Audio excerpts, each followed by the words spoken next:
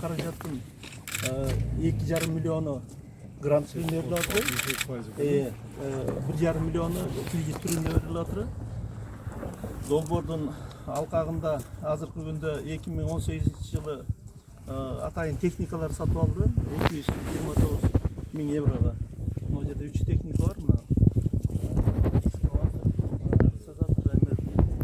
Анан офис içindeki оборудованиялар менен 129.000 долларга 400 квадраттык офис, эки этаж менен офистик içindeki оборудованиялар менен чогуу бул да бүткөн. Анан негизги ошо 3,2 миллион евронук жумуштун азыркы күндө 22,5 миллиону бүтүп, жолбосу 70%ке чейин жумуш аткарылды.